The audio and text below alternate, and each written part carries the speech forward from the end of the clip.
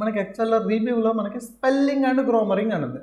Spelling అంటే ఏంటి? ఇప్పుడు మనకి ఏదైనా ఒక వర్డ్‌ని రాంగ్‌గా టైప్ చేద్దామా. ఫర్ ఎగ్జాంపుల్ నేను ఇక్కడ ఏం చేస్తానంటే ఒక వర్డ్‌ని రాంగ్‌గా టైప్ చేస్తాను. స్పెల్లింగ్ అనేది మనకి యూజ్ ఎలాగవుతుంది అంటే ఒక స్పెల్లింగ్ అండ్ గ్రామరింగ్ అనేది మనం ఏదైనా వర్డ్ కనుక రాంగ్ టైప్ చేస్తే మనకి కరెక్ట్ వర్డ్‌ని మనకు రిప్రజెంట్ చేస్తుందన్నమాట. దానికోసం ఈ యొక్క స్పెల్లింగ్ అండ్ గ్రామరింగ్ అనే ఫంక్షన్ యూజ్ అవుతుంది. ఒకసారి చూద్దాం స్పెల్లింగ్ అండ్ గ్రామరింగ్ అనేది ఎలాగ వర్క్ అవుతుందని. ఇక్కడ నేను స్పెల్లింగ్ అండ్ గ్రామరింగ్ అని ఉంది కదా, ఇక్కడ నేను ఏదో ఒక వర్డ్‌ని టైప్ చేస్తాను. సపోజ్ నేను కంప్యూటర్ అని టైప్ చేస్తున్నానమ్మా, యూటీఆర్. నేను రాంగ్గా టైప్ చేశాను, నాకు తెలుసు. యూ అనేది డబుల్ టైం ఇచ్చాను. ఓకే, డబుల్ టైం ఇచ్చాను. ఇప్పుడు నేను ఈ యొక్క వర్డ్ పైకి వెళ్ళి సెలెక్ట్ చేసుకొని ఇక్కడ స్పెల్లింగ్ అండ్ గ్రామరింగ్ పైన క్లిక్ చేయండి. ఎప్పుడైతే మీరు స్పెల్లింగ్ అండ్ గ్రామరింగ్ పైనకి వెళ్ళారో ఆటోమేటిక్గా మీకు కరెక్ట్ వర్డ్ని సజెస్ట్ చేస్తుంది. ఇక్కడ చూడండి, సజెషన్స్ కంప్యూటర్ అని సజెస్ట్ చేస్తుంది. ఇలాగ మనకి కంప్యూటర్ అని సజెస్ట్ చేసింది కదా. కంప్యూటర్ అని సజెస్ట్ చేసిన తర్వాత ఇప్పుడు ఇగ్నోర్ ఆల్ అంటే ఏంటంటే, ఇగ్నోర్ ఆల్ అంటే ఇప్పుడు ఉన్నటువంటి వర్డ్ మీకు అది కరెక్టే యాక్సెప్ట్ చేసేసి అని చెప్పి. ఇగ్నోర్ వన్ అంటే ఒకసారిగా యాక్సెప్ట్ చేయడం, అదే ఇగ్నోర్ ఆల్ అంటే కనుక ఎక్కడైనా ఏ ప్లేస్లో అయినా ఉండి అది ఒకేసారిగా యాక్సెప్ట్ చేయడం. ఒకసారి చూద్దాం. నేను ఇదే వర్డ్ని కాపీ పేస్ట్ చేసుకున్నాను. కంప్యూటర్ అనే వర్డ్ని ఒక 3 ప్లేసెస్లో కాపీ పేస్ట్ చేసుకున్నాను. ఇప్పుడు నేను ఈ వర్డ్కి వెళ్ళిపోయాను, అంటే రాంగ్ అని మనకు తెలుసు కదా. ఓకే, నేను ఇప్పుడు మళ్ళీ స్పెల్లింగ్ అండ్ గ్రామరింగ్కి వెళ్తున్నాను. స్పెల్లింగ్ అండ్ గ్రామరింగ్లోకి వస్తే ఇప్పుడు నేను ఎప్పుడైతే స్పెల్లింగ్ అండ్ గ్రామరింగ్లోకి వచ్చానో ఇక్కడ నాకు ఇగ్నోర్ వన్ అని అడుగుతుంది. ఏమని అడుగుతుంది? Ignore once.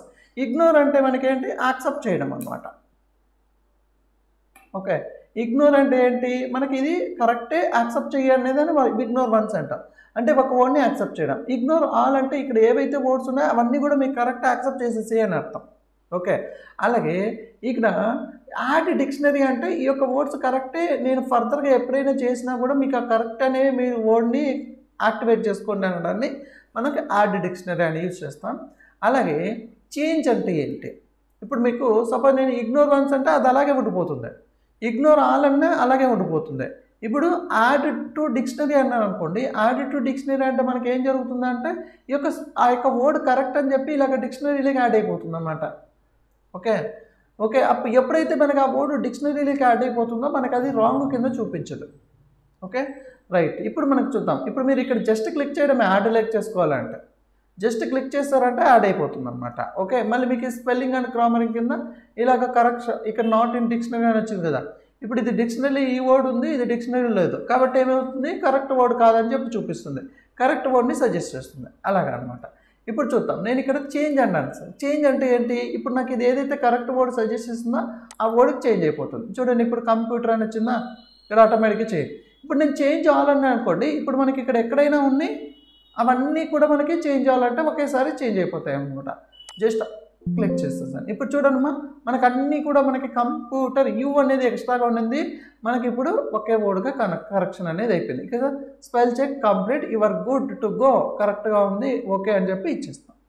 ఇలాగ మనకి స్పెల్లింగ్ అనేది యూజ్ చేస్తాం.